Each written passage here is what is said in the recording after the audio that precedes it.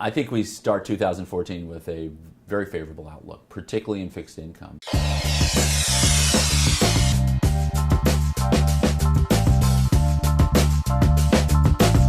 The closed-end fund market starts 2014 in a very attractive place. We've had 2013 was a very bad year for closed-end funds. The median discount widened about 6%, about 7% in the fixed income area.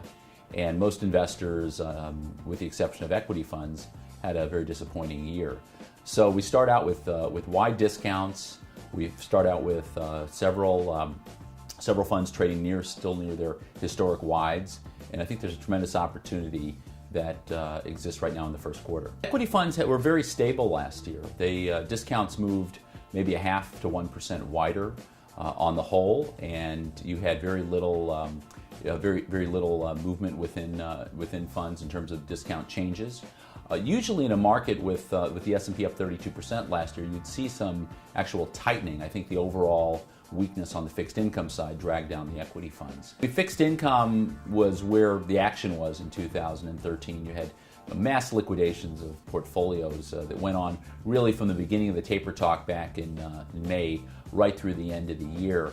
And a lot of portfolios, the underlying portfolios, the NAVs, held up rather well. You had many funds that had positive returns on the year, mainly due to their positions owning some credit positions. And credit actually did well last year. But the discounts in many cases, you saw movements of 7, 8, 10% wider during the year. We in particular right now like the intermediate closed-end funds, of which there are many.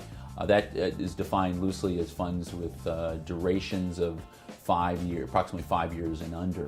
That way we have a limitation on interest rate risk. We think that even in a moderately higher rate environment we can make money, and we're not totally dependent on rates dropping or staying where they are to achieve some performance this year. Give a sense for, if you're a prospective closed-end fund investor, what you might want to think about as you look at the market and as you think about helping your professionally balanced portfolio. Well, I would think about the type of interest rate risk you want to take and use the resources such as CEF Connect to look at what the duration is of the underlying portfolios. Sometimes it's not very apparent in the description. Some funds have the word short or intermediate in it, but you really want to look at what the overall duration is with the leverage. And leverage in and of itself is not a bad thing. It's just a question of when you incorporate the leverage in a fund, do you also, how much do you lengthen the duration? And it still can be an intermediate duration with the leverage.